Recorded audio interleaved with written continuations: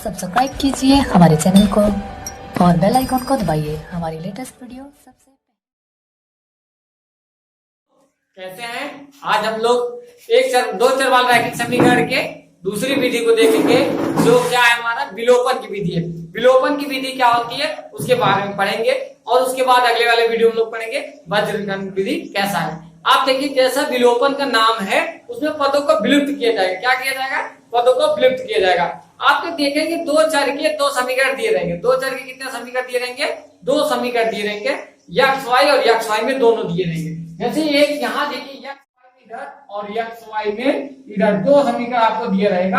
आप इन दोनों समीकरणों में एक को, चाहे इधर का यक्स या फिर दोनों में से किसी यक्स के पद को विलुप्त कर देना है और विलुप्त करने के बाद समीकरण बच जाएगा किसमें? y में बचेगा। और जब y में समीकरण बचेगा तो y का मान निकाल लेंगे और वही जो y का मान आएगा वो x में लाके रख देंगे। इससे हमारा क्या होगा? इस समीकरण का हल निकल जाएगा। ठीक है, तो सबसे पहले क्या करेंगे, अब देखते हैं पहले कि यक्स का विलुप्त कैसे होगा। जैसे मान लो यक्स को विलुप्त करना है तो विलुप्त कैसे होगा? विलुप्त तब होगा कि जब उनका गुणांक जो है बराबर हो। जैसे कोई समीकरण लिख लीजिए, उसके बाद देखिए ये दिया गया यक्स प्लस वाई बराबर 5। एक समीकरण दिया गया है, ये क्या है? पहला समीकरण हो गया। और दूसरा दिया गया आपका 2x माइनस 3y बराबर 4। 2x माइनस 3y बराबर कितना दिया गया है? 4 दिया गया है। अब देखिए दो समीकरण दिए गए। क्या दिए गए? ये दो समीकरण दिए गए। अब इसमें कह रहा है x और y का मान बताइए किस विधि से? विलोपन विधि से।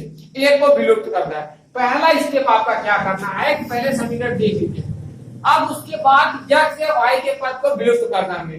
विलुप्त करने के लिए कुछ इंपॉर्टेंट टर्म्स है, उसे ध्यान दीजिए। पहला क्या कंडीशन आना चाहिए? यक्स का या y का जिसका भी गुणांक आप अगर आपको विलुप्त करना है तो गुणांक क्या होना चाहिए? बराबर होना चाहिए। गुणांक पहले हमें क्या करना है? गुणांक समान रखना पड़ेगा।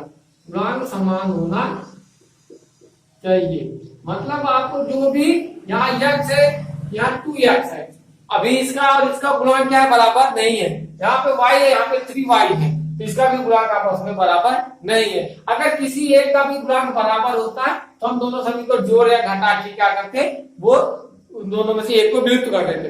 लेकिन अभी गुणांक नहीं बराबर है तो गुणांक समान होना चाहिए। पहले इसका गुणांक क्या करेंगे? बराबर करेंगे। अब यहाँ है 2x, यहाँ 2x बनाने के लिए क्या करें? समीकरण एक में अगर 2 से गुणा कर दे, क्या करें? समीकरण एक में कितने से गुणा कर दे? 2 से। हम लोग कहेंगे क्या कि समीकरण एक में 2 से गुणा करने पर, 2 से गुणा करने पर समीकरण एक में क्या कर रहे हैं? 2 से गुणा कर रहे हैं। अगर 2 से गुणा करेंगे 2x प्लस 2y बराबर 10। यहां से हो गया 2 गुणे x प्लस y बराबर 5 गुणे 2। मतलब दोनों तरफ क्या किया? 2 से गुणा कर दिया। आया क्या हमारा? आ जाएगा 2x प्लस 2y बराबर आ गया 10। अब देखिए समीकरण नंबर इसको कह दीजिए क्या है? ये 3 है ना। अब देखिए यहां से इसका गुणांक 2x है और इसका भी गुणांक 2x है, मतलब दोनों का गुणांक क्या हुआ? बराबर हो गया। पहला कंडीशन पूरा कर। फिर दूसरा कंडीशन देखिए क्या आपका है। दूसरा कंडीशन आपको देखिए, आपको उससे पहले एक चीज जान लेना चाहिए। क्या जानते होंगे आप कि अगर प्लस में प्लस जोड़ना है, ये जुड़ जाता है ना। अगर इसको घटा दे, प्लस में से माइनस को घटा दे, प्लस में से प्लस था उसको घटा दे। जैसे 3 है और उसमें से धन 3, दो संख्या दी गई, 3 प्लस में है। अगर इसमें से 3 को घटाएंगे तो ये दोनों क्या होगा? कट जाएगा। अगर यही जोड़ देंगे कितना हो जाएगा? 6 हो जाएगा। मतलब आपको दो चीजें जान लेनी है। क्या जानना है? अगर ये प्लस माइनस मतलब समीकरण ऐसे दिया गया, ये प्लस माइनस और ये प्लस माइनस, या फिर दोनों का समान समान चिन्ह, या फिर क्या है? समान समान चिन्ह है, तो ऐसे कंडीशन में आपको घटाना रहेगा। कैसा करना रहेगा? क्या?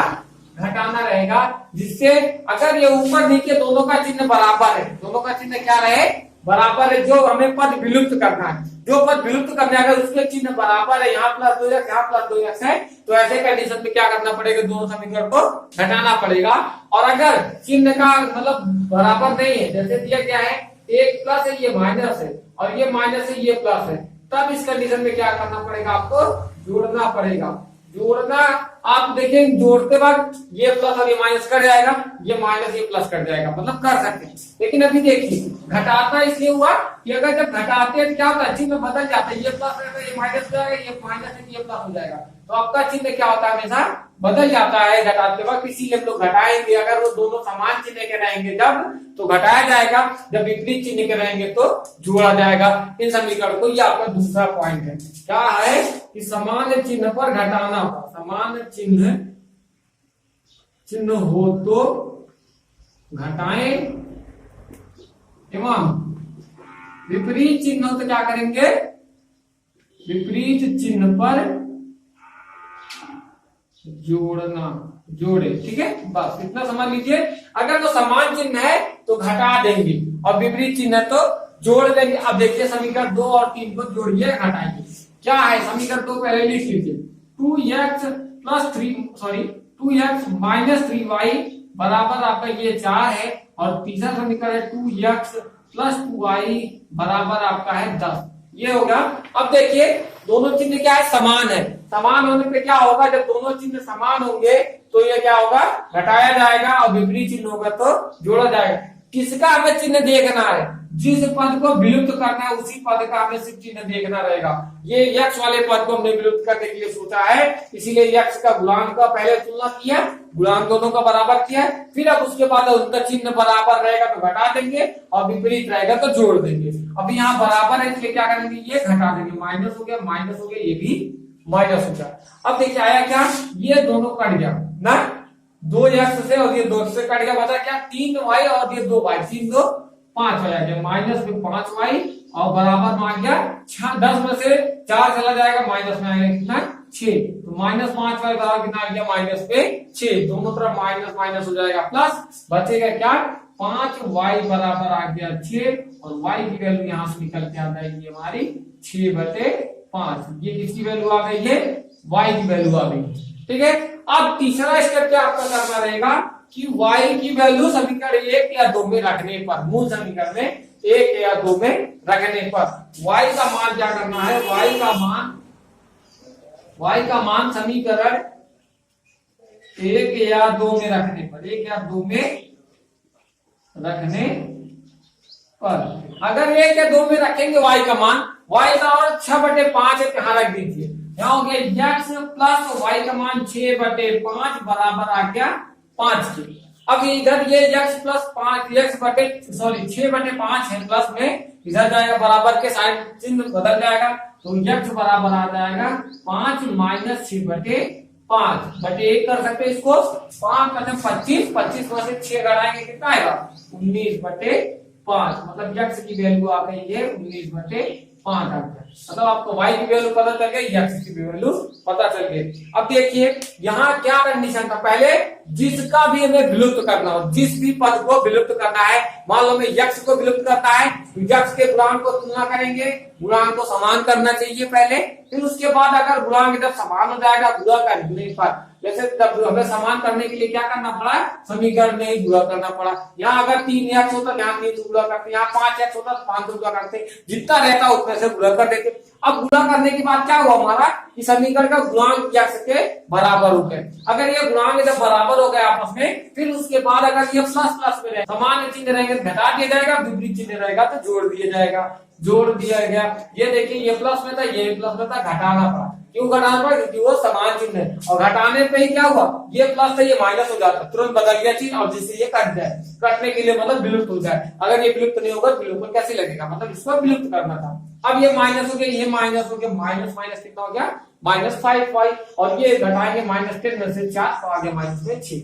और उसके बाद y की वैल्यू जो निकल के आएगी यहाँ से उसको ले जाके पहले वाले समीकरण में रख देंगे। पहले वाले समीकरण y की वैल्यू रख के x प्लस 6/5 बराबर 5 हो गया। x की वैल्यू यहाँ से आ जाएगा 5 में से, इस वाले 5 में से ये 6/5 क्या गए घटा दिए, घटाने पे आपकी x की वैल्यू निकल गई। आप देख रहे हैं x और y की दोनों की वैल्यू निकल गई, किससे, विलोपन विधि से। अब इसमें बताना है कौन सी विधि सरल है, या आप जो पिछली वीडियो में पढ़े हैं प्रतिस्थापन विधि और ये विलोपन विधि, जो विधि सरल हो उसी विधि से ये सवाल लगाएंगे।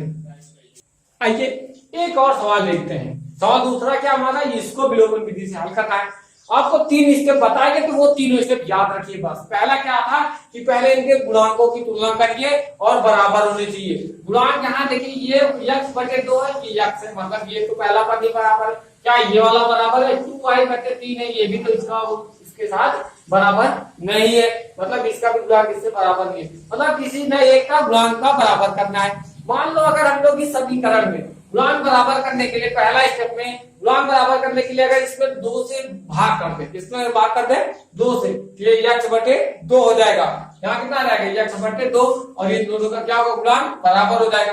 लेकिन अगर इसमें 2 से गुणा कर दे, क्या होगा? गुणा करने पे क्या होगा? ये 2x हो जाएगा, ये 2y/3 हो जाएगा, ये 3 दूनी 6 हो जाएगा। ये दूसरा वाला भी क्या होगा? बराबर हो जाएगा। हम इस बार y को विलुप्त करेंगे। किसको विलुप्त करेंगे? y को। अगर y को करना है तो इसका गुणांक को पहले तुलना करना पड़ेगा, इनके गुणांक, इसका गुणांक इसके गुणांकों से बराबर दिखाना है। तो हम लोग लिखेंगे क्या कि समीकरण 2 में 2 से गुणा करने पर, किससे गुणा करने पर? 2 से गुणा करने पर। अब देखिए गुणा करने पे क्या होगा? 2 से गुणा, इसके सब में पूरा गुणा हो जाएगा। कितना गुणा हो जाएगा? 2 से। 2 का गुणा x में करेंगे, आ जाएगा कितना? 2x। 2 का गुणा y में किया तो -2y, और ये बचे में 3 है, और 2 का गुणा 3 में किया 2×3 6। यह आ गया आपका तीसरा समीकरण। अब दूसरा स्टेप क्या था?